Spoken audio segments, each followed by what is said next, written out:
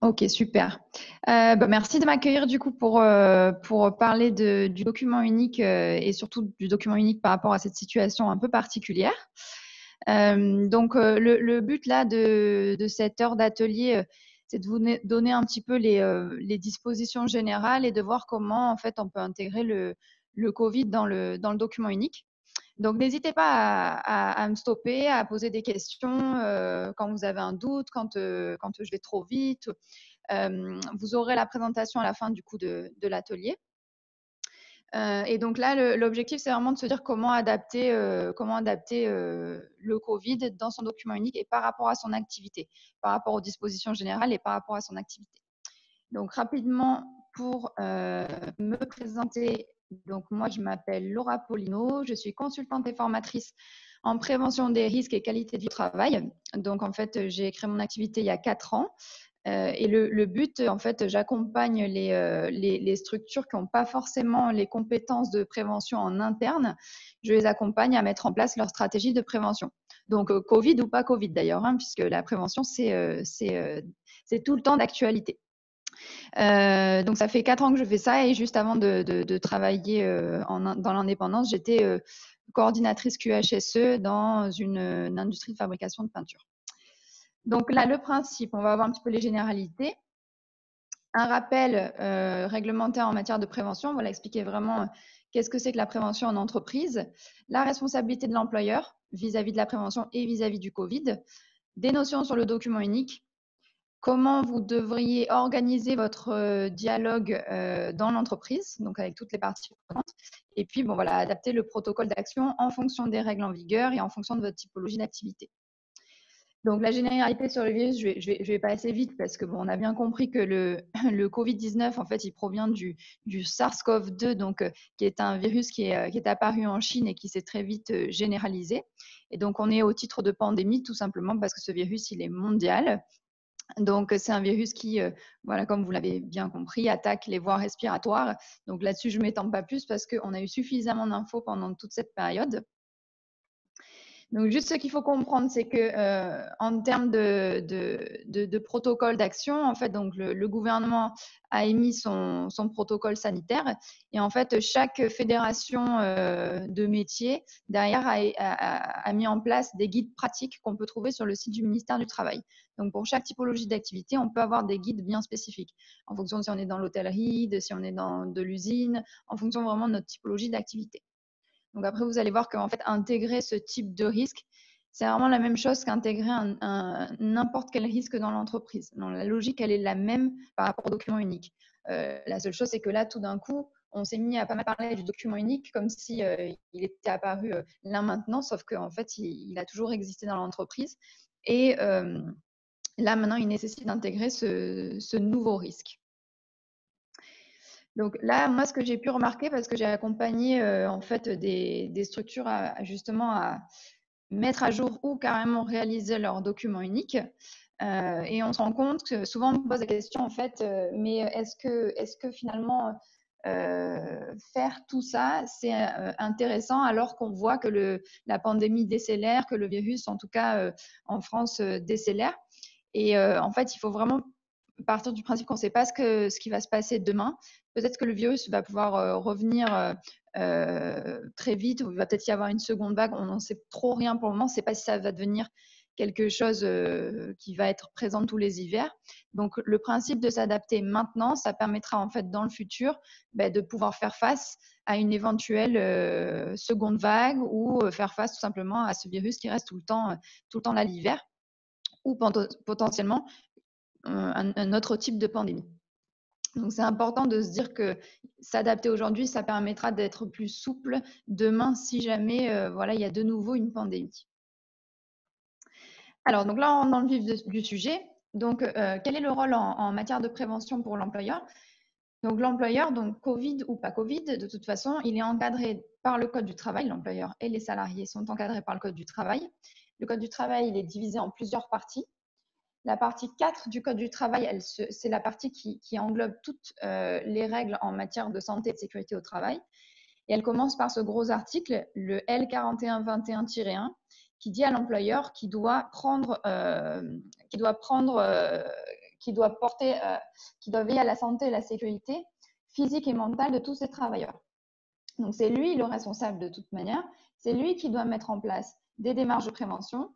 Et les mesures, ça comprend quoi en fait? Ça comprend des actions de prévention qui vont permettre de limiter les risques sur la santé, des actions d'information et de formation, et la mise en place d'une organisation et de moyens adaptés. Ça, c'est un petit peu le gros chapeau de l'employeur. C'est vraiment la règle générale qui lui dit, c'est toi qui es responsable et c'est toi qui dois adapter une prévention. C'est toi qui dois mettre en place une stratégie. Donc, c'est un peu vaste et c'est un peu complexe. Donc, pour en fait rendre plus applicable sur le terrain cette obligation, il y a un deuxième article, celui qui suit, c'est le L4121-2 et qui dit à l'employeur en fait comment tu dois mettre en place tes principes de prévention dans l'entreprise. Donc, ces principes généraux de prévention, moi, je les appelle un petit peu les 9 commandements de l'employeur dans son entreprise. Et qu'est-ce qu'ils disent à l'employeur en fait? Donc, quand on dit employeur, c'est à partir du moment où j'embauche un salarié, je deviens employeur. Donc, cette règle de veiller à la santé et la sécurité de mes salariés, c'est pour une toute petite structure avec 1-2 salariés comme une très grosse structure. Donc, tout employeur est concerné par ces règles, sont concernés par ces règles-là et doivent appliquer leurs 9 commandements. Donc, les 9 commandements, ça veut dire quoi en fait? Comment ça commence? En fait, le législateur, il dit à l'employeur que dans un premier temps, il doit éviter les risques. Donc, éviter les risques dans son entreprise, c'est supprimer le danger ou l'exposition au danger. Donc, ça veut dire qu'on demande à l'employeur d'identifier le danger, le risque et l'exposition au danger. Comment mes salariés sont confrontés au danger et quels risques ça va générer. Donc, dans un premier temps, je dois faire ça. Quand je crée une activité, en fait, il demande à l'employeur, à partir du moment où vous créez votre activité, vous devez la raisonner pour qu'il y ait le moins de danger possible et donc le moins de risques possible. Sauf que zéro danger, c'est pas possible. Donc, comme on sait qu'il y aura du danger, on sait qu'il y aura aussi du risque. Et donc, le législateur, il lui demande d'évaluer ces risques dans un second temps. Donc, évaluer les risques, c'est apprécier l'exposition au danger et l'importance du risque en vue derrière de prioriser des actions à mettre en place. Et dans un troisième temps, on lui demande de combattre les risques à la source. Donc, une fois que j'ai fait ma photo des risques, une fois que j'ai tous mes risques sous les yeux, je vais pouvoir les prioriser et me dire, bon, maintenant, qu'est-ce que je mets en place comme action et comment je m'organise pour dérouler mes actions. Donc, ça, c'est les trois thèmes les plus importants parce qu'en fait, c'est ça qu'on dit, c'est ces 3 points qu'on demande à l'employeur de répercuter dans le document unique. Donc, c'est vraiment ça qui dit, pour identifier les dangers, évaluer les risques et les combattre à la source, c'est ça en fait mon document unique. C'est ça qui va être la base de mon travail de prévention dans l'entreprise. Donc ensuite, on lui demande d'adapter le travail à l'homme. Donc dans les mesures qu'il va mettre en place, on va lui demander de raisonner ces mesures en vue d'adapter le travail à l'homme. Donc adapter le travail à l'homme, c'est à partir de son organisation du travail, c'est en fonction des moyens de travail, des équipements qu'on met en place dans son entreprise, c'est raisonner comment notre travail va impacter l'homme et comment on peut organiser le travail pour qu'il impacte le moins possible l'homme. Tenir compte de l'évolution et de la technique. Donc, tenir compte de l'évolution et de la technique, c'est être vigilant un petit peu du marché, avoir conscience de ce qui se fait sur le marché pour savoir, en fonction d'une typologie de risque, est-ce qu'il n'existe pas quelque chose qui me permette d'alléger ce risque sur mon activité, voire même de le supprimer. Remplacer ce qui est dangereux par ce qui l'est moins. Donc là, c'est bien connu par rapport à la problématique du risque chimique en entreprise. Et bien, par exemple, j'ai besoin de décaper des pièces dans une entreprise. Donc, cette activité de décapage, j'utilise des produits qui sont corrosifs. Et on va se poser la question pour cette même activité sur le marché, est-ce qu'il n'existe pas des produits qui sont un peu moins dangereux que ce que j'utilisais jusqu'aujourd'hui pour la même activité, pour le même résultat? Point 7, on lui demande de planifier sa prévention. Alors, ce point, il est important parce que quand en fait, on met en place son document unique, donc très souvent, les entreprises, elles se disent, bon voilà, j'ai fait mon inventaire de risques, j'ai évalué les dangers, j'ai évalué les risques, j'ai regardé comment les gens sont exposés à ces risques et j'ai mis en place des actions. C'est-à-dire que dans la colonne d'à côté de mes risques, j'ai rempli des actions. Donc ça, c'est bien, c'est un bon point déjà, mais l'objectif, c'est de les planifier. C'est comme se dire, je fais un prévisionnel sur l'année avec quelle personne va piloter l'action, de quel budget j'aurai besoin pour mettre en place l'action, à quelle date je veux l'avoir mise en place et quelle observation je vais mettre sur l'action que j'ai mise en place. Ce qu'on veut vraiment voir, c'est que vous avez vraiment sur l'année émis une stratégie, émis en fait un planning pour déployer vos actions. Pas simplement, ben voilà, j'ai rempli un document unique, j'ai mis quelque chose à côté, mais concrètement sur le terrain, on ne voit pas l'application et on ne maîtrise pas bien qui va le prendre en charge, qui va mettre en place, etc., etc. Donc ce point, il est très, très important. Point 8, donner la priorité aux mesures de protection collective plutôt que les protections individuelles. Donc, c'est le point sur donner des équipements de protection aux salariés. Et quand je donne des équipements de protection aux salariés, il faut essayer de se poser la question, ce que je donne comme équipement de protection, est-ce que ce n'est pas plus judicieux de mettre un équipement collectif plutôt qu'un équipement individuel? Un équipement collectif, l'avantage, c'est qu'une fois qu'il est installé, n'importe quelle personne qui va être sur un lieu de travail sera protégée par un équipement qui est fixé, qui ne peut plus bouger, qui est tout le temps là et qui permet de protéger tout le monde. Alors qu'un équipement individuel, on part du principe qu'on le met à disposition, mais l'employeur, ce n'est pas tout. Il doit veiller à ce que ce soit porté, il doit veiller à ce que ce soit adapté. Donc la problématique, c'est est-ce que le salarié va réellement le porter? Est-ce que c'est bien adapté à ma problématique? C'est difficile de mettre une personne qui surveille chaque personne, chaque individu. Donc, c'est plus compliqué de faire de la gestion de l'équipement individuel plutôt que de la gestion d'équipement collectif. Et puis, de toute façon, il faut se dire que quand on identifie des risques, donc là, on va identifier des dangers, on va identifier des risques. L'objectif, c'est de travailler sur ces risques le plus en amont possible. Quand on met un équipement de protection, c'est comme quand on dit, vous mettez votre ceinture de sécurité dans la voiture. Donc, vous avez votre ceinture de sécurité. Elle vous protège potentiellement s'il y a un accident, mais la ceinture de sécurité, elle ne va pas empêcher un accident.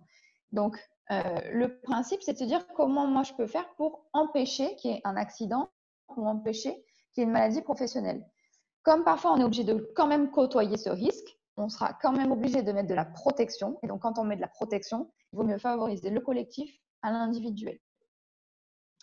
Et une fois qu'on a fait tout ça, point 9, l'objectif maintenant, c'est d'instruire le salarié, c'est de lui donner en fait toutes les indications, donc de le former, de l'informer, de le sensibiliser, de lui donner les consignes.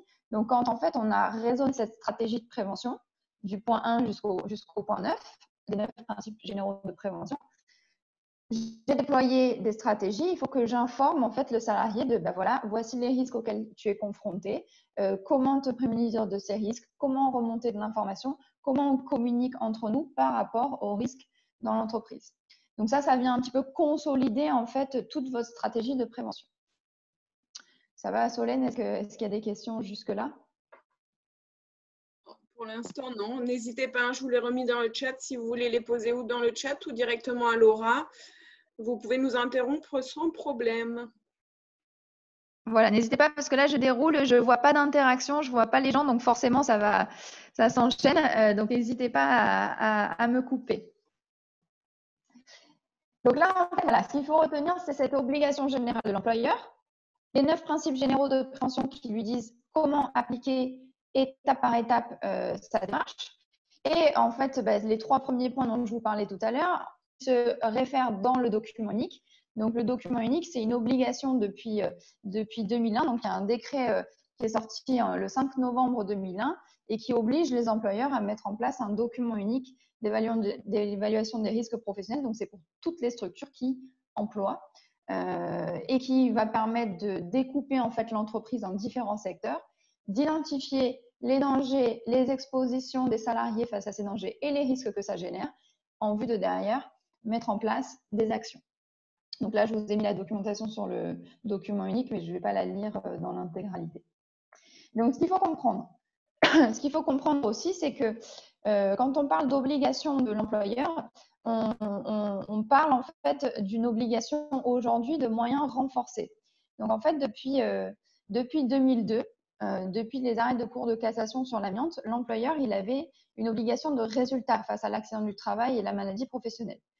C'est-à-dire qu'on lui disait, quand tu crées une stratégie, quand tu embauches et que tu vas mettre en place de la prévention, c'est toi qui es responsable de tes salariés intégralement.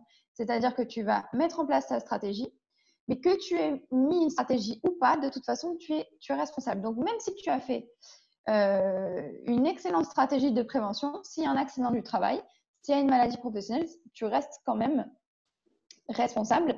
Et donc, la problématique de l'obligation de résultat, c'est que pendant toutes ces années, on pouvait invoquer une faute inexcusable de l'employeur, c'est-à-dire une faute où on demande l'exonération totale et l'exonération exceptionnelle en vue du préjudice qu'on a subi par rapport à son accident. Et l'employeur, même s'il avait tout mis en place, il était quand même responsable et cette faute inexcusable allait dans le sens du coup du salarié. Alors Laura, j'ai une question. Oui. On demande tous les combien de temps le document unique doit être mis à jour? Très bonne question. Alors, le document unique, ouais, bonne question. Alors, je l'ai mis dans la diapo juste avant, mais c'est vrai que j'en ai pas parlé. Le document unique, il doit être mis à jour à minima tous les ans. Donc, à minima tous les ans, ça veut dire qu'en fait, tous les ans, on refait un dialogue avec les parties prenantes dans l'entreprise, on remet au propre son document unique. Et pourquoi aussi tous les ans? Parce que son document unique, comme je vous ai dit, à la fin, quand on a fait la liste de ces risques, l'objectif, c'est de mettre en place les actions. Et donc, l'objectif, un petit peu comme on gère sa comptabilité, c'est de refaire un peu une stratégie pour l'année, un prévisionnel pour l'année. Donc, au moins une fois par an, je fais ma mise à jour. Mais sinon, à chaque fois qu'il y a un accident du travail, enfin un accident du travail conséquent, à chaque fois qu'on va modifier, aménager des postes, à chaque fois qu'on va introduire des nouveaux équipements, des nouvelles machines, en fait, à chaque fois qu'on va avoir une nouveauté qui va venir transformer les conditions de travail ou les conditions de santé et de sécurité au travail. Donc, à minima une fois par an, et puis à chaque fois qu'il y a des nouveautés ou un accident du travail. Ça va là-dessus? Donc, sur l'obligation, donc je reviens sur l'obligation. Donc, tout employeur est obligé de mettre en place cette stratégie de prévention. L'obligation de résultat, maintenant, elle a été un petit peu revue à la baisse parce que depuis 2015, donc, il y a eu un arrêt de cour de cassation, c'est l'arrêt de cour de cassation Air France, qui en fait revoit à la baisse un petit peu cette obligation. C'est-à-dire que maintenant, l'employeur, alors s'il ne fait rien, bien sûr qu'il est entièrement responsable. C'est-à-dire que s'il ne peut pas justifier ces 9 principes généraux de prévention, les 9 commandements que j'ai mis juste avant, il reste responsable. Mais par contre, maintenant, on lui dit, c'est une obligation de moyens renforcée, c'est-à-dire qu'on lui dit, s'il peut prouver qu'il a mis en application les 9 commandements dans son entreprise, donc ces 9 principes généraux de prévention, il pourra certainement s'exonérer de cette faute inexcusable en cas d'un accident important dans son entreprise. Donc, il peut prouver face à un juge, voilà comment moi j'ai mis en application, point par point, principe par principe, comment moi j'ai mis en application ma prévention dans mon entreprise.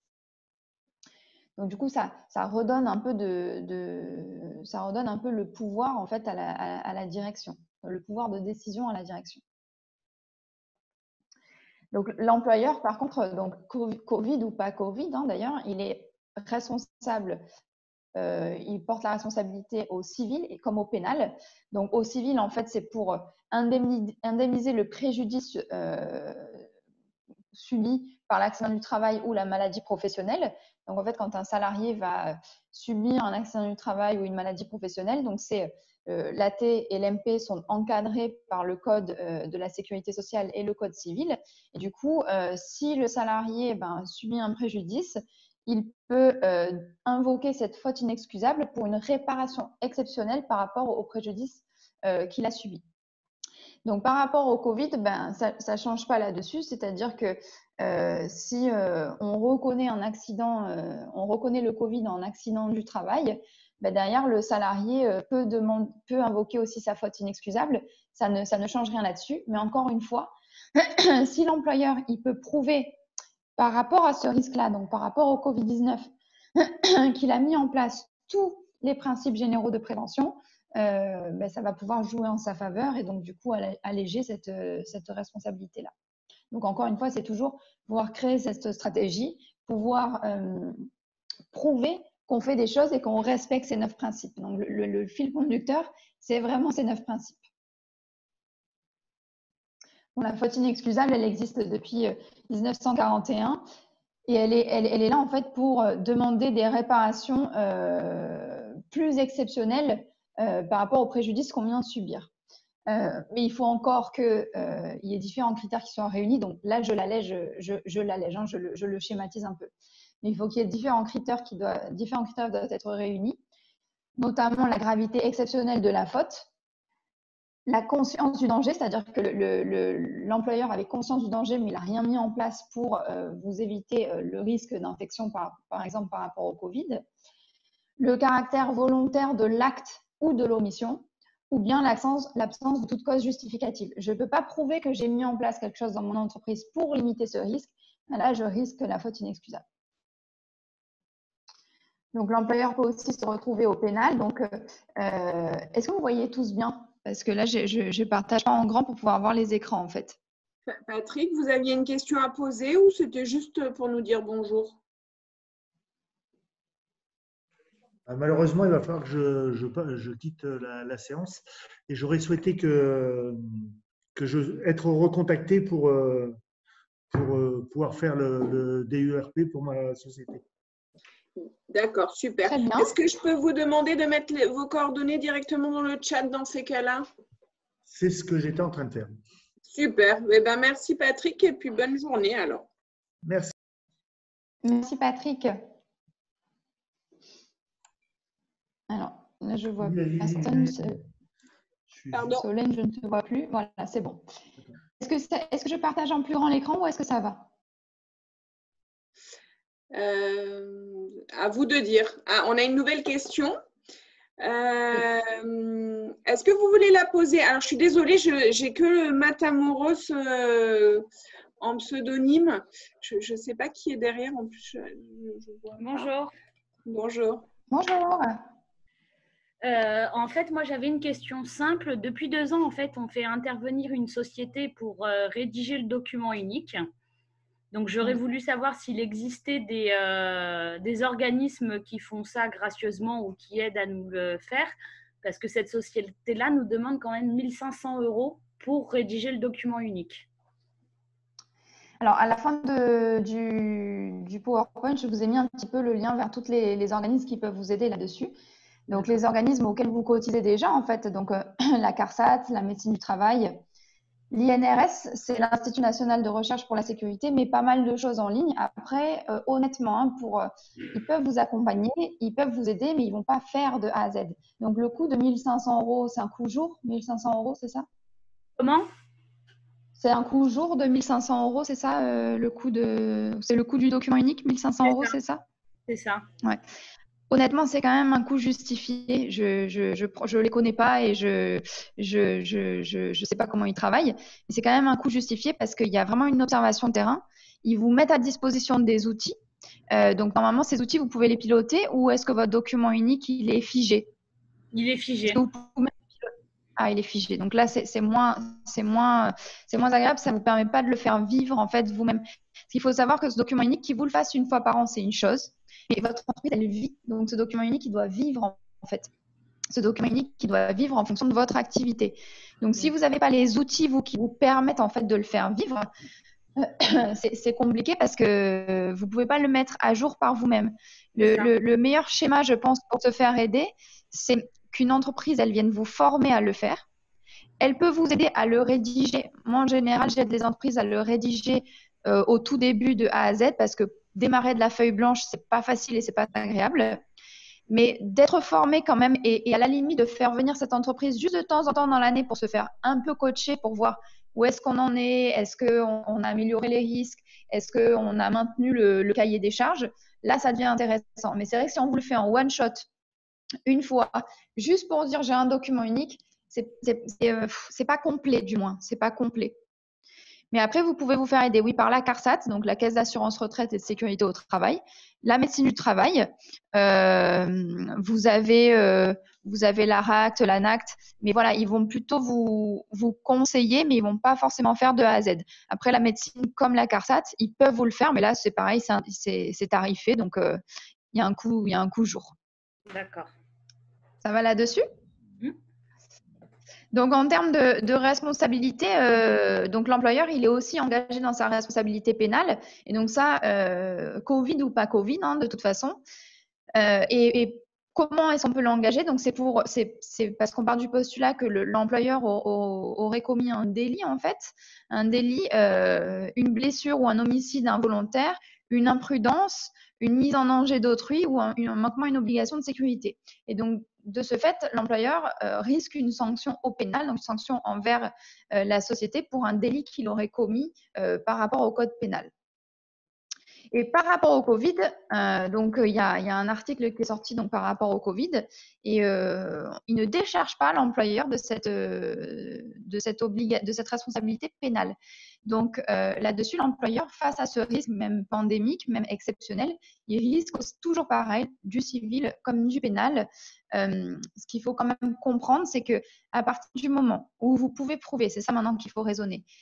Il n'y a plus une obligation de résultat de l'employeur, on est sur cette obligation de moyens renforcés. Donc, en fait, vous pouvez prouver votre bonne foi tout simplement en mettant en place une stratégie.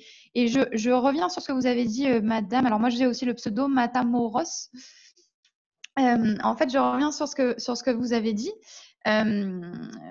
L'objectif, c'est pas de dire j'ai fait un document pour faire un document. L'objectif, c'est de pouvoir dire j'ai créé vraiment une stratégie. Un petit peu tout simplement votre comptabilité en entreprise. Chacun gère sa comptabilité d'entreprise pour pouvoir voir où en est l'activité, observer la tendance d'année en année et puis pouvoir se dire, ben voilà, quelle va être ma stratégie cette année pour soit maintenir mon chiffre d'affaires, soit augmenter mon chiffre d'affaires, soit développer de nouveaux marchés, etc., etc. Mais pour la prévention, c'est la même chose. Votre document unique, on n'a qu'à dire que c'est un petit peu comme votre outil de comptabilité. Et associé à ça, vous allez mettre en place la stratégie pour vous améliorer derrière. Donc, c'est un petit peu la même logique. Donc, ne pas tenir sa comptabilité du risque, c'est dangereux parce que vous allez générer potentiellement de l'accidentologie, générer du risque, générer de mauvaises conditions peut-être dans l'entreprise. Et derrière, en plus de ça, vous êtes responsable juridiquement de ces risques-là. Donc, c'est vraiment comme une tenue de votre comptabilité. Il faut vraiment se dire qu'il faut l'adapter à l'entreprise. Ça n'a pas lieu d'être une usine à gaz. C'est souvent vécu comme ça, le document unique. On se dit toujours, oh là là, c'est très compliqué. Il faut le rendre simple, il faut le rendre adapté à votre entreprise pour que justement, derrière, ils vivent. Donc, moi, j'ai travaillé en usine pour vous dire… quand j'accompagne une structure au document unique, l'objectif, c'est pas de faire ce que j'avais fait sur une usine avec 200 salariés, avec des risques chimiques très complexes, etc. Le but, c'est vraiment de le rendre simple et adapté à votre terrain. Alors, par rapport au Covid, donc ce qu'il faut comprendre, donc par rapport au Covid, la généralité, c'est d'essayer de maintenir le plus possible le télétravail. Et quand cela n'est pas possible, il va falloir réorganiser ses postes, réorganiser ses flux, réorganiser ses horaires, sa façon de travailler pour faire en sorte qu'il y ait le moins possible de personnes sur un site. Donc, et ensuite, appliquer simplement le protocole sanitaire renforcé et les recommandations des fédérations dans son entreprise. Alors, pour le détailler, ça donne quoi? Donc, le Covid, en fait, il fait partie de la famille des agents biologiques pathogènes. Et les agents biologiques pathogènes, dans la prévention, ils sont classés en 4 classes. Et donc, le gouvernement a classé l'agent biologique pathogène de type Covid dans le groupe 2.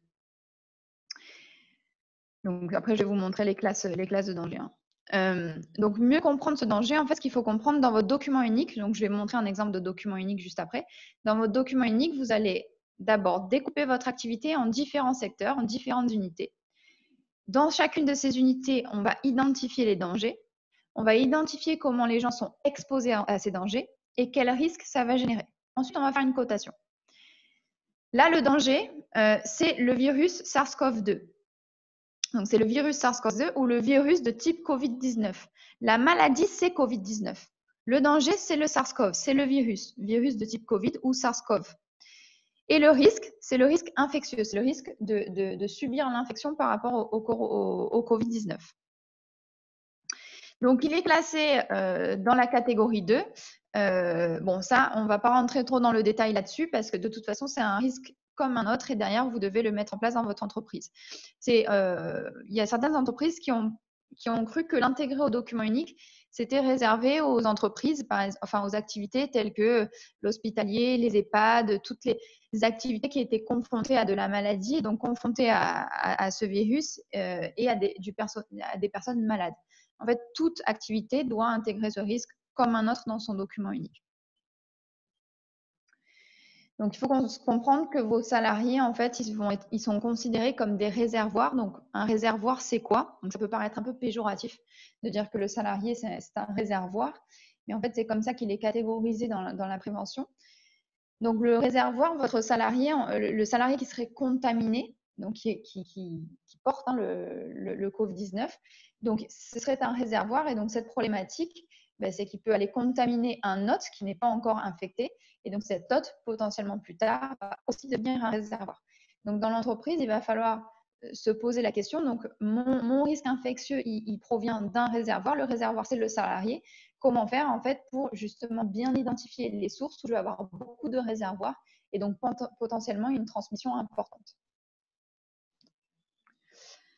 Alors, donc pour l'intégrer au document unique, c'est ce que je vous disais, si on rentre dans la pratico-pratique, le document Attends, unique… Laura, on a une question. Agnès, est-ce que vous voulez prendre la parole ou est-ce que vous préférez que je la pose? Oui, je veux bien parce que vous êtes passé un peu vite et je ne vois pas bien sur l'écran. Vous aviez une distinction importante entre justement l'exemple du Covid. Qu'est-ce qui est le risque, oui, alors, la maladie? alors, Ça, je trouve que c'est important parce que c'est toujours la question que je me pose quand j'établis mon document unique. Alors en fait, j'avance un petit peu et puis je me mets là-dessus et j'explique pourquoi. En fait, dans le document unique, alors après, c'est du langage, il ne faut pas trop se tortiller l'esprit avec ça, mais c'est quand même important parce que dans les 9 principes généraux de prévention que je vous ai montrés tout à l'heure, on vous dit en point 1 qu'il faut éviter les risques, et pour éviter les risques, ça veut dire supprimer le danger. Donc, si on veut le faire correctement, dans un document unique, on distingue bien le danger du risque. Le danger, c'est la chose qui fait mal. C'est la chose qui va blesser, c'est la chose qui potentiellement va créer l'accident, va potentiellement créer la maladie professionnelle. Alors que le risque, c'est ce qui peut peut-être arriver. Par exemple, je peux être en présence de SARS-CoV-2, c'est mon danger, mais je peux ne jamais être infecté. Mais le SARS-CoV-2, même si je ne suis pas infecté, il est quand même là. C'est pour ça qu'on vous dit à l'heure actuelle, avec le déconfinement, on voit qu'il y a de plus en plus de relâchement. On dit attention, le SARS-CoV-2, il est toujours là. Vous n'êtes pas infecté là en ce moment, mais vous pouvez potentiellement être infecté. Donc en fait, dans la distinction, si je reviens un petit peu au-dessus, voilà. Dans la distinction, en fait, c'est juste que dans votre document unique, vous écrirez en fait que le danger, c'est le SARS-CoV-2, ou bien vous pouvez écrire que c'est le virus de type Covid-19. En fait, ce qui nous pose problème, c'est le virus. Vous pouvez simplement dire virus aussi. Et le risque que génère ce virus, c'est un risque d'infection, c'est un risque infectieux. C'est juste la petite nuance. Pour vous donner un autre exemple, admettons qu'on sorte un petit peu du cadre du travail. Voilà, les beaux jours arrivent, on commence déjà à se baigner. On est en train de nager dans l'eau, par exemple. Je suis en train de nager, je suis exposée à différents dangers pendant que je fais cette activité, notamment le danger des méduses. La méduse est un danger. Et qu'est-ce que je risque avec la méduse? Je risque une piqûre. Il y a d'autres dangers. Autre danger, les bateaux, par exemple. Donc, le bateau, c'est mon danger. Qu'est-ce que je risque? Je risque potentiellement une collision. Donc, il faut vraiment se dire que la notion de risque, c'est le peut-être. Je peux peut-être être infecté. Mais comme je peux travailler toute la journée en présence du virus et ne jamais être infecté. Mais le virus, il est quand même là. Donc, c'est cette distinction. Et pourquoi, en fait, on vous demande de le rédiger dans le document unique, de faire cette distinction? C'est parce que si vous mettez en place des actions derrière et que vous n'avez pas identifié votre danger, que vous n'avez pas identifié votre cause, eh bien, très souvent, vous risquez de mettre en place des actions qui vont en fait ne pas remonter le plus en amont possible. Donc, c'est pour ça qu'on veut essayer de vraiment les mettre en exergue. Et bon, là, sur le Covid-19, en fait, c'est relativement facile. En fait, votre danger, à chaque fois, ça sera le virus. Et le risque qui va être associé, ça va être, par exemple, un risque infectieux, mais pas que. Ça peut être, par exemple, du risque psychosocial. On va le voir un petit peu après. Le virus, il a créé quand même une réorganisation du travail. Il a créé une baisse d'activité pour certaines entreprises. Il crée potentiellement dans les salariés une peur de leur stabilité d'emploi. Et donc ça génère ce qu'on appelle un risque psychosocial. Donc, quand on parle du danger virus, derrière, j'ai potentiellement un risque infectieux, mais je peux avoir d'autres risques. Le risque psychosocial, le risque de désorganisation du travail. Donc, je peux vraiment avoir d'autres choses. Est-ce que ça va? C'était Marie, c'est ça? Qui posait la question? C'était Agnès, Agnès. c'est Agnès, parfaitement pardon. clair. Oui, Oui, c'est très ça très va. clair comme ça. Ouais, merci beaucoup. Donc, en fait, dans le document, donc là, si je me remets là-dessus, vous découpez votre document et à chaque fois, vous allez identifier qu'est-ce que c'est que le danger. En fait, le danger, c'est ma cause et le risque, c'est comme si c'était l'effet, en fait. Donc, c'est vraiment comme si on disait la cause et l'effet, la cause et le symptôme. Alors, il y a Jean-Jacques qui dit « Le risque n'existe-t-il pas pour tous au quotidien ?» C'est-à-dire, Jean-Jacques, si tu veux prendre la parole.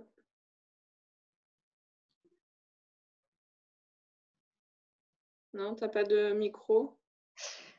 Il faut que tu réactives ton micro.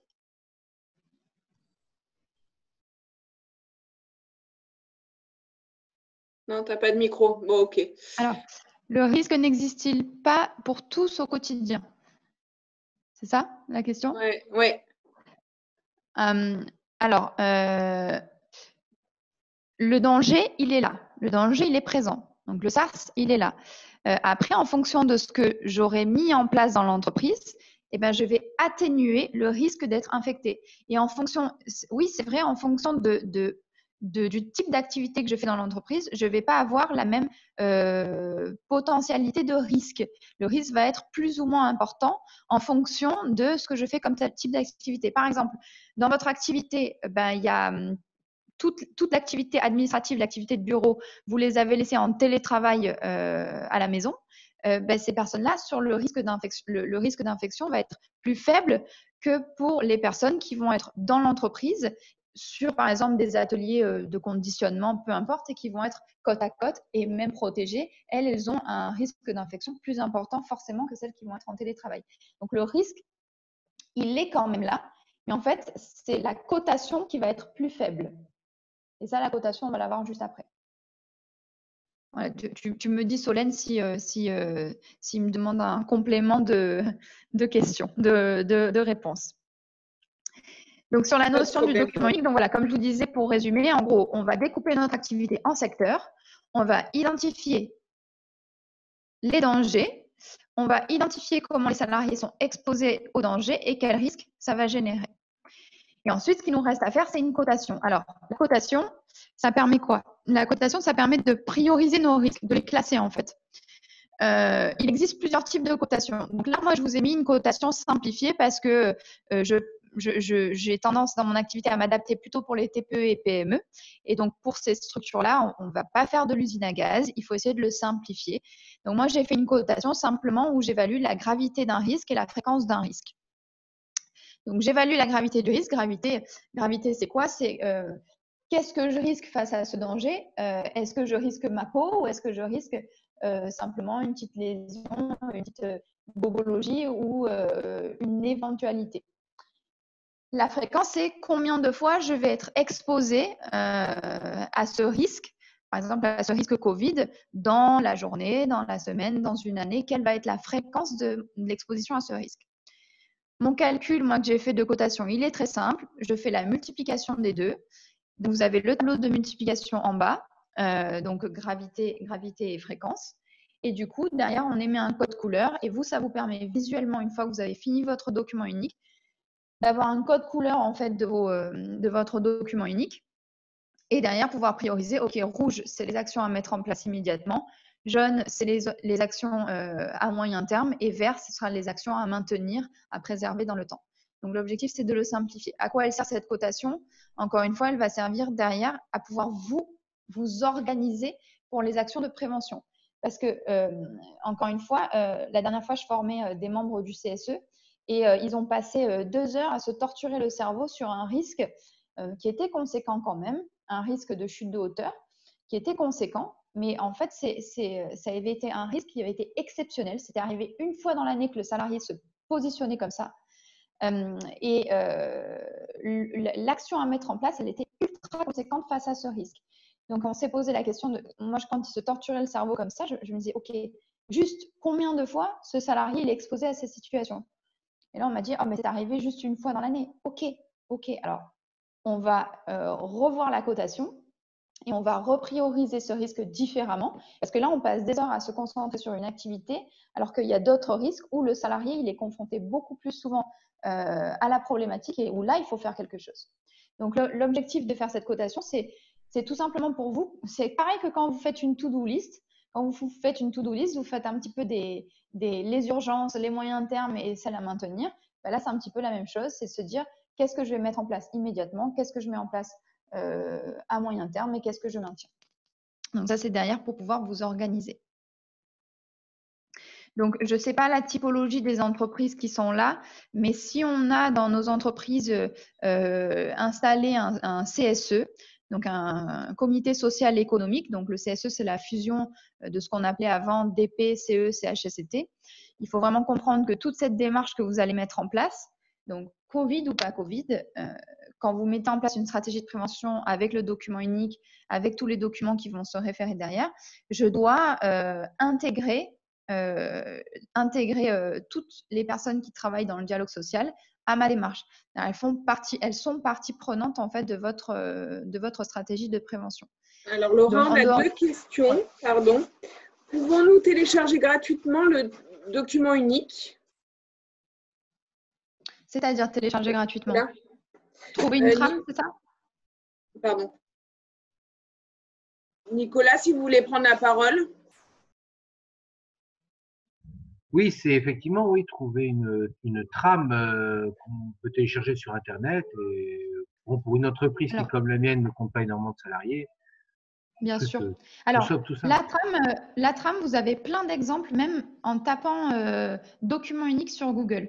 Le tout, c'est que vous ayez les dangers, l'exposition, les risques, la cotation. Et ça tient tout simplement sur un tableau Excel. Hein.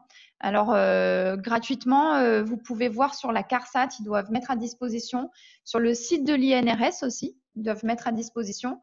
Mais c'est des outils derrière qu'il faut retravailler quand même un petit peu. Hein. Donc, un Excel comme ça à télécharger gratuitement, vous pouvez trouver. Mais après, il faut faire quand même le document. Parce que vous avez, si vous voulez, des documents qui sont un petit peu préconçus, c'est-à-dire on vous donne un tableau Excel, par exemple, ou même vous pouvez acheter des fois des trames toutes faites dans des cahiers, mais c'est pas très agréable, c'est pas très ergonomique, et où on vous met un petit peu tous les types de risques qu'on peut rencontrer dans une entreprise. Et après, vous cochez si vous êtes dans cette typologie de risque ou pas. Mais le problème de ça, c'est que c'est pas adapté à votre terrain. Et que là, juridiquement, c'est pas terrible. C'est-à-dire qu'un inspecteur qui va venir va dire oui, bien sûr que le risque de chute de plein pied, vous l'avez vous dans votre entreprise et il existe de partout. Mais il n'est pas adapté à votre structure. Nous, ce qu'on veut voir dans votre structure, c'est est-ce qu'il n'y a pas des câbles au sol qui traînent dans vos bureaux et qui peuvent générer une chute de plein pied? Est-ce qu'il n'y a pas un escalier qui est défectueux et qui pourrait générer une chute dans les escaliers? C'est ça qu'on veut voir. C'est dans votre activité, est-ce qu'il n'y a pas du risque? Après, sur la trame en tant que telle, là, moi, je vous ai déjà donné une piste en fait dans le document là que vous allez avoir à disposition. Vous pouvez reprendre ma trame sans problème et vous la mettez dans un Excel tout simplement. On a une autre question de Agnès. Agnès, est-ce que vous voulez reprendre la parole? Pouvez-vous illustrer avec le Covid? Elle demande. Oui, je voulais, par rapport à la gravité et à la fréquence, est-ce qu'on peut faire un exemple avec la situation du Covid? Alors, ça vient juste après, je l'ai mise. Hein. Ouais, je l'ai mise. Je vais avancer maintenant juste un peu plus vite parce qu'on a plus que 10 minutes, c'est ça, Solène? Oui, alors après, on pourra déborder un tout petit peu, mais… D'accord. Donc, ce qu'il faut comprendre, en fait, donc, par rapport au Covid, donc, que là, en fonction de votre activité, si vous avez un CSE dans votre entreprise, il va falloir l'intégrer à ce dialogue. Le Covid, là, il nécessite de chambouler l'organisation du travail et de l'intégrer dans le document unique et de revoir un petit peu toute notre façon de faire.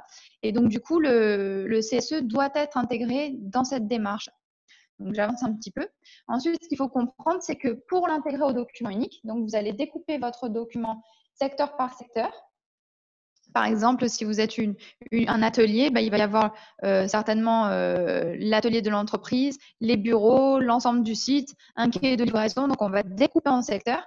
Et après, secteur par secteur, en fait, on va reprendre le protocole national et on va se dire, est-ce que j'ai pensé à tout secteur par secteur? Donc, le protocole national, il demande de pouvoir mettre en place, de pouvoir appliquer dans l'entreprise les mesures barrières et la distanciation physique. Donc, il faut que vous puissiez donner aux salariés la capacité de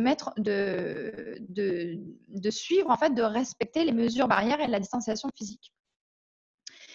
Les recommandations en termes de jauge par espace ouvert, donc ça, en fait, c'est savoir combien de personnes je peux avoir dans l'enceinte de mon établissement pour pouvoir, derrière, troisième point, gérer mes flux de personnes, donc réorganiser mon travail en fonction des personnes que je vais avoir dans l'entreprise.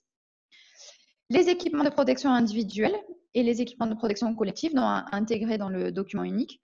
La question sur les tests de dépistage. Comment je fais le protocole de prise en charge d'une personne qui présenterait des symptômes. Donc, comment je fais si dans mon entreprise, il y a une personne qui a des symptômes douteux. Éventuellement, la prise de température. Donc, il y a un point là-dessus aussi. Et les systèmes de nettoyage et de désinfection. Donc, en fait, là, je vous ai repris point par point le protocole national et je vous ai remis tous les points auxquels je vous ai fait le résumé en fait du protocole. Mais je vais aller plus à l'essentiel. Ça, à la limite, je vous le laisserai en lecture. Peut-être que je vous parle juste de la recommandation en termes de jauge.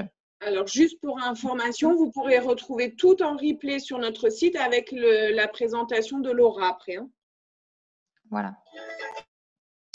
Juste en termes de recommandations, en termes de jauge, donc il y a eu cette question des 4 mètres carrés par personne dans les établissements. Donc en fait, pour pouvoir tenir les 1 mètre de distance entre chaque personne, on considère qu'il faut 4 mètres carrés autour d'une personne. Donc quand le télétravail n'est pas possible et que le salarié doit être dans l'entreprise, en fait, on va définir combien de salariés peuvent être dans ma structure pour respecter cette distanciation sociale. Donc pour le faire, en fait, vous allez comprendre quelle est votre surface résiduelle dans votre entreprise. Donc, la surface résiduelle, c'est toute la surface où il y a du flux de personnes. Donc, en fait, vous enlevez toutes vos zones de stockage, les zones où on ne peut pas circuler, et vous conservez votre surface où il n'y a pas de zone de stockage et où il y a du flux de personnes. Donc, vous faites votre calcul de surface. Et ce calcul de surface, vous allez le diviser par le nombre de salariés que vous avez pour avoir votre calcul résiduel. Donc là, je vous ai mis le petit calcul là-dessus. Et une fois qu'on sait en fait qu'on a le chiffre final, qu'on a exactement combien de salariés on peut avoir dans l'entreprise, et bien derrière, ça vous permet d'organiser les horaires de travail, d'organiser votre flux de personnes pour pouvoir vous adapter face à cette situation. Donc voilà, la gestion du flux, elle concerne tout le monde dans l'entreprise, donc les salariés, les clients, les fournisseurs, les livreurs, les intervenants extérieurs, les entreprises extérieures, tout le monde qui va fréquenter l'entreprise. Donc, si en plus vous accueillez du public, il y a cette surcharge en plus à prendre en compte et donc qui nécessite la réorganisation des temps de travail, la réorganisation du télétravail, des plans de circulation, des contextes particuliers, etc., etc. Donc, j'avance un petit peu là-dessus. Je vous ai mis un petit point sur les équipements. Donc là, ça reprend votre obligation générale sur tous les risques, donc ce que je vous ai dit en amont. Et je vais aller un petit peu plus à l'essentiel parce qu'on n'a pas beaucoup de temps. Tac, et je vais prendre l'exemple de rédaction. Donc là, j'ai mis un exemple de rédaction. Donc, ce qu'il faut comprendre, c'est que voilà, vous allez… donc, je n'ai pas tout mis parce que c'est chez un client. Donc, j'ai pris juste certains exemples où je cite personne, où on voit où ça reste très général. Mais en fait, ce que j'ai pris, c'est que j'ai pris secteur d'activité par secteur d'activité. Donc, par exemple, l'ensemble du site, l'administratif, le conditionnement, les livreurs. Donc, j'ai vraiment pris chacun des secteurs. J'ai identifié le virus et derrière, j'ai expliqué comment on y est confronté. Donc, dans l'exposition, on voit comment on est exposé à ce danger-là et quel risque ça génère. Donc, soit un risque infectieux, soit on le voit dans un troisième point. Je ne sais pas si vous voyez bien, peut-être que je vais en voir ça.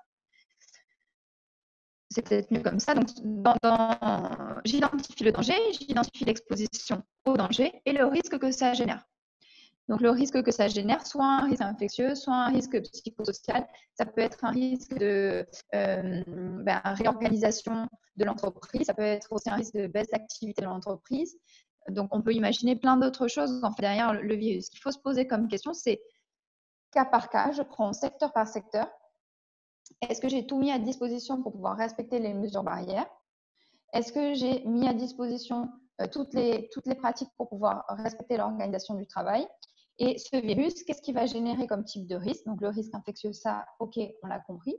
Mais il peut aussi générer d'autres typologies de risques, notamment sur le risque psychosocial, sur le risque potentiellement, par exemple, quand vous mettez en place, je ne sais pas, une réorganisation avec la gestion des flux, il peut y avoir un risque d'irritabilité parce que les personnes, finalement, elles ne peuvent plus travailler comme à leur habitude, donc elles perdent du temps.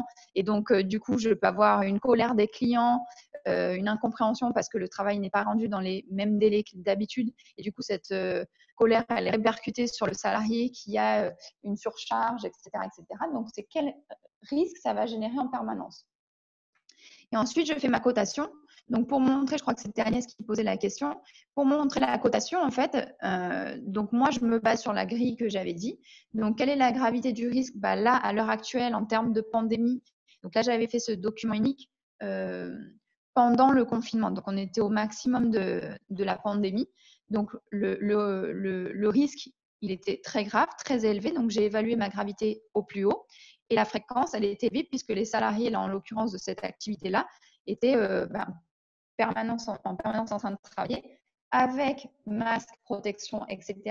Mais donc exposés quand même au risque. Et donc la fréquence, elle était chronique, elle était perpétuelle, tous les jours exposée, donc la fréquence au maximum. Donc du coup, ça donne une cotation à 32, donc ça veut dire que le risque, il est le plus élevé, risque rouge, et donc il nécessite de mettre en place une action immédiate. Donc, il y avait des actions que, en fait, par bon sens, l'employeur avait déjà mis en place. Donc, je les ai simplement répercutées dans la prévention qui existait déjà. Et ensuite, simplement, soit j'ai mis en place, j'ai demandé à faire maintenir la prévention et vérifier qu'elle soit toujours bien adaptée. Soit, par exemple, quand on voit dans le troisième risque, donc j'ai parlé sur l'ensemble du site, donc le virus type Covid-19 en fait, génère une inquiétude face à son activité, donc génère un risque psychosocial qui a été évalué à 16 en cotation, donc un risque important aussi, rouge. L'employeur n'avait pas encore essayé de trouver des solutions sur cette problématique. Donc là, par exemple, on a mis en place des questionnaires pour pouvoir communiquer avec les salariés, des procédures pour pouvoir maintenir le dialogue, expliquer à chaque fois tous les changements qu'on met en place dans son entreprise, pourquoi on les met en place, et donc maintenir une communication permanente avec ses salariés pour les rassurer par rapport à leur activité et pour leur expliquer, voilà, pas à pas, comment est-ce que on s'organise jour après jour pour adapter notre organisation face à ce virus. Tac, comme ça, je remets la vidéo. Est-ce qu'il y a des questions par rapport à ça? Oui, il y a Agnès qui a une question. Encore moi, j'ai toujours une question. Oui, il n'y a pas de problème. Merci pour cette précision. Mais alors, du coup, je me posais la question s'il fallait qu'on mette à jour avant le confinement, pendant le confinement et après. Parce qu'en fait, la gravité et la fréquence était moindre avant et puis après. Donc, est-ce que ça veut dire que là, j'aurais dû prévoir peut-être 3 phases dans mon risque? Alors, dans mon danger. Oui, alors après, il faut Agnès, juste, vous êtes la directrice ou vous êtes plutôt dans la sécurité? Qu'est-ce que vous Non, avez je suis DRH, mais c'est moi qui m'occupe de la mise à jour du document annuel. D'accord. Du document unique, pardon. Donc, la mise à jour, en fait, d'accord. Donc, la mise à jour, effectivement, elle doit suivre l'évolution de notre activité. Donc, oui, potentiellement, si on veut bien faire, là, elle doit suivre, en fait, nos actions. Quand vous avez appliqué vos actions, forcément, ça va alléger la cotation. Alors, moi, en fait, ce que j'ai fait, c'est que je vous ai mis qu'une seule cotation, là. J'ai mis une cotation brute, c'est-à-dire la cotation qu'on fait quand on n'a rien mis en place. Ce qu'on peut prévoir, c'est qu'en fait, dans cette même ligne, par exemple, vous prenez la première ligne que j'ai mise, donc le secteur, le danger, l'exposition, le risque, la cotation, et vous mettez en place vos actions. Et vous créez votre planning d'action, c'est-à-dire derrière qui met en place l'action, pour quelle date on veut le voir en place, quel budget ça va susciter et quelle réorganisation ça va engendrer. Une fois qu'on a mis OK, ça y est, l'action elle a été mise en place, du coup derrière, vous pouvez rajouter, si vous voulez, à la suite, une nouvelle cotation et où on va voir que du coup, le risque va diminuer. Plutôt que de le reprendre, de tout reprendre, ce que vous faites, c'est que dans la même ligne, au bout, vous rajoutez ce qu'on appelle une cotation résiduelle et en fait, vous réévaluez simplement votre risque une fois que vous avez mis en place vos actions. Et en fait, normalement, normalement, c'est tout le temps comme ça qu'on devrait faire, c'est-à-dire faire une cotation brute et une cotation résiduelle. Sauf que d'expérience sur le terrain, c'est fastidieux à mettre en place. Ça demande d'y revenir plusieurs fois. Donc, si vous faites ça, que ça fait partie de vos missions et que c'est voilà, une partie intégrante de votre activité, c'est tant mieux. Ça vous permettra de le faire vraiment plus proprement avec votre cotation brute et votre cotation résiduelle. Mais après, il y a déjà rien dans le Code du travail qui demande de faire ça, de faire cette cotation brute et cette cotation résiduelle, mais c'est mieux pour pouvoir voir l'évolution du risque. Donc, effectivement, une fois qu'on a mis des actions, le risque, il va forcément être plus allégé, la gravité, elle va être moins importante et la fréquence aussi, si par exemple, on a revu notre organisation du travail, etc., etc. Est-ce que j'ai répondu à la question, Agnès? Oui, moi j'ai procédé un peu différemment, c'est-à-dire j'ai inséré plusieurs phases, mais c'est peut-être plus intelligent de le faire comme vous le proposez, c'est-à-dire en effet faire une cotation brute, sauf que j'avais pas les éléments avant le confinement pour faire une cotation brute. Bien sûr. Donc là maintenant en poste, bien sûr, on a tous les éléments, mais moi j'ai procédé un peu par itération. Oui, mais le tout, c'est d'être à l'aise avec votre méthode. C'est-à-dire que l'objectif, ce qu'il faut comprendre, c'est quoi? Je dois identifier mon danger, je dois identifier mon risque et je dois faire une cotation pour pouvoir prioriser et me dire, OK, la cotation, elle sert à quoi? Elle sert à mettre des actions immédiates en place ou des actions sur moyen terme. Là, en cas de pandémie, là sur le Covid, il était à son maximum en fait en termes de cotation, puisque en termes de gravité et de fréquence, il était à son maximum puisqu'on était en plein dans la pandémie. Par contre, donc ça nécessitait que donc sur le document unique, normalement le risque infectieux lié au Covid, il est tout le temps en rouge parce qu'il nécessite de mettre en place des actions immédiates. Toutes les entreprises ont mis en place des actions immédiates. Maintenant, il va être un petit peu plus allégé ce risque puisque comme vous, dans les entreprises, vous commencez à le maîtriser, c'est-à-dire à mettre en place une organisation du travail, des équipements, des aménagements des locaux, etc. Forcément, ce risque, il est un peu plus maîtrisé et donc cette cotation, elle baisse. Donc, à vous de voir juste comment vous êtes à l'aise avec la méthode. La méthode, il n'y a rien dans le Code du travail qui dit exactement comment on doit faire. Là, moi, ce que je vous propose, c'est une préconisation et c'est la méthode avec laquelle moi, je suis à l'aise et que j'ai tendance à utiliser que j'avais tendance à utiliser en usine et que j'ai tendance à utiliser dans tout type de structure. Donc, quand je fais deux cotations, je mets ma cotation brute, celle que vous voyez là, je mets en place mes actions et quand les actions, elles ont été réalisées et que voilà, elles sont actées, qu'elles ont amélioré la situation, je peux réévaluer dans la foulée mon risque et donc normalement, ça devrait le faire diminuer, voire même le supprimer dans certains cas. Ça va là-dessus? Solène, est-ce que tu as d'autres questions? Merci. Non, on n'a pas eu d'autres questions. N'hésitez pas là si vous en avez, c'est le moment.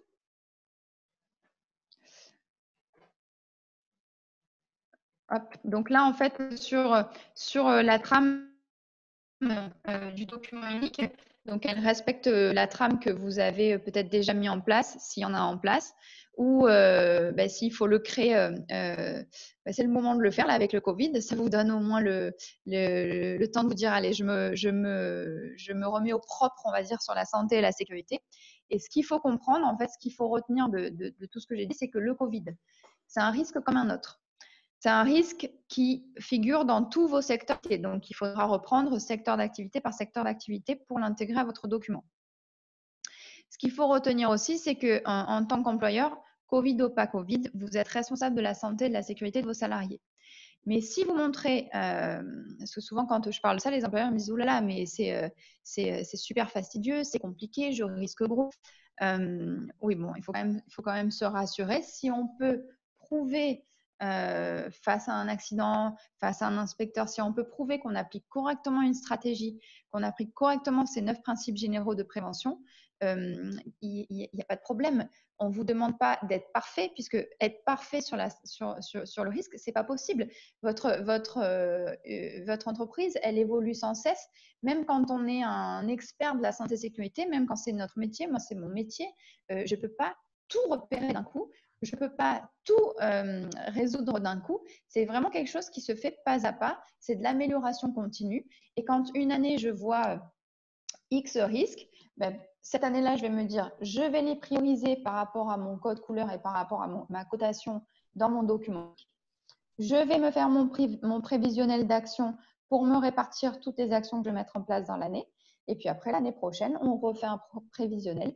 Et en fait, d'année en année, petit à petit, en fait, on améliore nos risques. J'ai un peu tendance à le comparer, si vous voulez, à comme en fait, on tient une copropriété finalement et que à chaque année, on va réédicter le prévisionnel des actions qu'on veut mettre en place pour améliorer l'immeuble de la copropriété pour mettre en place tous les travaux qu'on va devoir mettre sur la copropriété. Là, c'est un petit peu la même chose. Vous avez votre usine ou votre atelier ou votre entreprise, vous avez vos risques, vous allez, grâce au document unique, en fait, prioriser vos actions et donc derrière, mettre en place, allez, on va lancer les travaux. Ces travaux, ils me demandent combien de budget pour l'année N+1. Je vais me structurer mon budget, je vais structurer les pilotes et après, on y va. Point par point, on reprend activité par activité et on va déployer nos actions comme ça. Donc là, c'est vraiment ce qu'il faut retenir et puis surtout de communiquer avec vos salariés, de le faire avec eux parce que donc c'est l'employeur qui est responsable, c'est lui qui doit mettre en place son document unique. Sauf qu'il ne peut pas maîtriser chaque point de l'entreprise et chaque point des activités. Donc pour ça, il doit se faire aider par les personnes qui sont responsables de la santé et de la sécurité dans l'entreprise, par potentiellement un DRH, par potentiellement un QHSE, par potentiellement un référent santé sécurité, par les membres du CSE, donc toutes les personnes qui vont permettre de créer ce dialogue vis-à-vis du Covid-19. Si je peux me permettre. Est-ce que ça va jusque-là? Oui, bien sûr. Par rapport justement à ma question et le fait que le risque existe pour tous au quotidien, moi, ce qui me gêne énormément dans cette intégration de la Covid, c'est-à-dire que le danger, c'est la Covid, le risque, c'est l'infection. L'infection, malheureusement, n'est pas liée qu'au travail. C'est-à-dire que malheureusement, on peut l'attraper en sortant de son travail, dans les transports, en allant faire ses courses. Bien Donc, sûr. le risque est partout. Et c'est là la problématique. On intègre quelque chose dans un document qui est lié au travail et ça n'est pas forcément au travail qu'on va être infecté. Ouais. C'est là la problématique. C'est une bonne question. Qui me gêne énormément, c'est qu'on peut avoir une responsabilité de l'employeur en disant vous n'avez pas fait le nécessaire alors que tout, peut-être le protocole a été complètement mis en place. Un salarié infecté, mais peut-être pas infecté sur son lieu de travail. Et là, c'est la grosse problématique qui peut se rencontrer. Mais c'est là qu'il faut quand même se rassurer parce que donc ce qu'il faut comprendre, effectivement, ce risque, on peut l'avoir de partout. Ça, c'est sûr. Mais ce qu'il faut comprendre, c'est que comme on peut l'avoir partout et qu'on peut l'avoir aussi dans l'entreprise, au sein de l'entreprise, on demande à l'employeur que pour pouvoir appliquer les mesures barrières que le gouvernement a édictées, il faut qu'il puisse mettre en place toutes les mesures pour pouvoir appliquer ces mesures barrières. Donc, en fait, il faut vraiment se dire, j'ai les mesures barrières, ça c'est le gouvernement qui les a édictées. Comment moi, je m'organise dans mon entreprise pour faire en sorte qu'on puisse respecter ces mesures barrières. Donc, mettre en place la logique, c'est justement intégrer le Covid dans son document unique pour pouvoir dire, voilà, moi, pour pouvoir respecter ces mesures barrières, j'ai réorganisé mon travail, j'ai réorganisé les temps de travail, j'ai mis en place, je ne sais pas, par exemple, des plexis pour accueillir du public, j'ai mis en place des équipements individuels, j'ai mis en place une gestion des flux pour que les personnes se croisent le moins possible. Mais ce qu'il faut retenir là-dessus, c'est que, attention, on vous dit bien sûr que vous pouvez être responsable au civil et au pénal. Mais on se rassure, si justement vous mettez en place tout ça, c'est que vous pouvez prouver justement que vous mettez en place vos 9 principes généraux de prévention. Et quand même, il faut y aller pour pouvoir prouver que le Covid il a été attrapé au sein de votre entreprise. Donc, il faut quand même se rassurer là-dessus. Et puis, tout ce qu'il faut, moi, pour vous donner vraiment les pistes là-dessus, c'est tant que vous pouvez montrer que vous répondez à vos 9 principes généraux de prévention, vous faites votre part, en fait, en tant qu'employeur. Vous faites votre part. Et donc, c'est ça qu'on veut voir. On veut voir que vous faites une stratégie, pas que vous ne faites rien. Voilà. On veut voir qu'il y ait quand même quelque chose qui soit mis en place dans l'entreprise. Ça va là-dessus? J'ai répondu à l'inquiétude. Non, après, vous avez raison, complètement.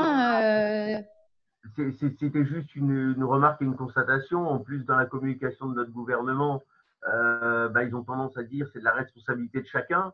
Mais encore une fois, on va déplacer et on va responsabiliser ou mettre la responsabilité sur les entreprises. Donc bon, je pense que c'est dans le… Mais en fait, cette sensation que vous avez par rapport au Covid, elle existe dans plein d'autres risques. Je vous donne un autre exemple sur le risque chimique, par exemple. Oui. À partir du moment où votre procédé d'activité nécessite d'avoir des produits chimiques. Donc, des produits chimiques, à partir du moment où ils sont étiquetés par un losange rouge sur fond blanc, on considère que c'est un produit dangereux.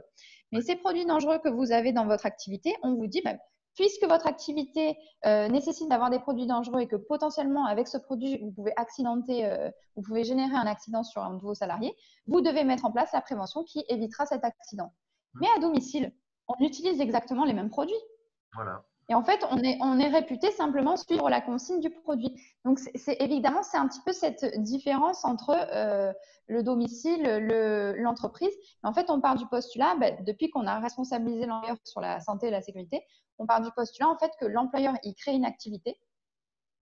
Donc, cette activité, elle peut potentiellement générer de l'accidentologie. En fait, ça ne peut pas être le salarié et donc sa sécu et donc le contribuable qui gère, si vous voulez, l'accidentologie qui a été générée par une activité. On part du postulat que vous avez créé une activité. Le fait que vous l'avez créée, vous devez faire en sorte que cette activité génère le moins d'accidents possible, voire pas d'accidents si possible. Donc voilà, c'est un gros morceau, c'est sûr. Mais si après, vous pouvez prouver que vous appliquez bien vos 9 principes généraux de prévention, et très franchement, quand je vais même dans des toutes petites structures pour le faire, on me dit souvent, oh là là, c'est compliqué, etc. Et très souvent, quand je les aide à faire le document unique, je dis, mais regardez, en fait, il y a plein de choses que vous avez déjà fait par bon sens. C'est juste que moi, je vous apprends et je vous mets en place une méthode. Un petit peu, voilà, comme je vous dis, vous gérez votre comptabilité. Au début, quand on commence une activité, on se dit, voilà, c'est compliqué, toutes les règles, les lois, sur la comptabilité, sur la gestion de l'entreprise, etc. C'est un peu compliqué. Mais une fois qu'on a sa stratégie et sa méthode, après, ça fonctionne et ça demande juste à ce qu'on l'entretienne. Est-ce que ça va là-dessus? Est-ce que j'ai répondu aux questions? Est-ce que Solène, il y a d'autres questions? Non, écoute, pour l'instant, il n'y a pas d'autres questions. Donc, sachez que vous retrouverez tout sur le site de toute façon avec le PowerPoint. Est-ce que celui que tu m'as envoyé, c'est la bonne version que je peux transmettre pour le mettre en ligne? Oui. Super. C'est celui-ci, je vais t'envoyer un PDF peut-être pour qu'il soit moins lourd. Oui. Oui, et juste pour conclure, du coup, avant d'arrêter la présentation, c'était Agnès, je crois, qui me demandait tout à l'heure, on me demandait où trouver un petit peu de la documentation. Donc, je vous ai mis un petit peu pour vous aider tous les endroits en fait où on peut aller se repérer. Donc, l'INRS, l'Institut national de recherche pour la sécurité, c'est la Bible de la santé et de la sécurité. C'est extrêmement bien fait. Vous avez des recherches par mots-clés, vous avez des PDF complets pour chaque typologie de risque, pour chaque typologie d'activité. Et vous avez de la doc déjà toute prête pour faire potentiellement de l'affichage et communiquer avec vos salariés. Donc ça, c'est super bien. L'INRS, c'est la Bible de la santé et sécurité, vraiment. Le CODIT, c'est le code du travail version Internet que vous pouvez trouver en version téléchargeable. C'est gratuit. C'est un Excel en fait, c'est le code du travail qui est mis à jour tous les 4 mois. Et vous le trouvez gratuitement sur le site du ministère du Travail. Vous tapez CODIT sur Google et vous tombez sur le site du ministère du Travail. Il n'y a plus qu'à télécharger. Je vous ai mis aussi le lien vers le PowerPoint qu'on fait la CARSAT Sud-Est tout sur le Covid. C'est vachement bien fait. Donc, ça peut vous faire aussi une petite trame, une base. C'est très bien illustré. Pour faire de l'affichage dans votre entreprise, ça peut être intéressant aussi. Donc, je vous ai mis le lien. Après, n'hésitez pas à vous rapprocher de votre médecin du travail aussi pour qu'il vous donne des recommandations, des préconisations. Le site Amélie, l'ARACT, l'ANACT. Et puis, bien sûr, les organismes de formation, les organismes de conseil. N'hésitez pas à vous rapprocher aussi de Solène si vous avez besoin derrière de questions ou quoi que ce soit, si vous avez besoin d'un soutien, d'aide. Et puis, voilà, pour revenir sur ce ce qu'on m'a dit au début sur voilà, qu'un document unique, ça coûte cher, etc. Il faut comprendre que quand on vient mettre un document unique en place dans l'entreprise, ça vous décharge quand même aussi de ce gros travail parce que c'est lourd à mettre en place. C'est une vision en fait où on vous structure, on vous donne une trame en fait, où on vous donne une logique d'approche. Et puis surtout derrière, il faut essayer de se faire former un minimum dessus pour que vous puissiez le faire vivre tout seul derrière dans votre entreprise. Mais c'est pas si fastidieux. Il faut juste avoir une petite gymnastique, une petite méthode. Donc j'espère que je vous ai un un peu plus aiguillé là-dessus. Bon, ça reste court, 1 heure, je suis obligée d'aller à l'essentiel. Mais voilà, n'hésitez pas s'il y a des questions, vous rapprochez de Solène ou de moi, je ne sais pas comment on va s'organiser, mais n'hésitez pas à nous recontacter s'il y a des besoins, s'il y a des questions. On t'entend plus, Solène. Non, oui, pardon. Non, il n'y a plus de questions. Et désolée, j'étais en train de parler. Non, mais si vous n'avez plus de questions, on peut clôturer. Et puis n'hésitez pas, j'ai mis les coordonnées de Laura au milieu du chat pour ceux qui auraient besoin. Donc, avec son numéro de téléphone et son adresse mail. Bon, bah, si tout le monde est d'accord, je vous souhaite une belle journée. Un bon Merci de votre week-end, participation.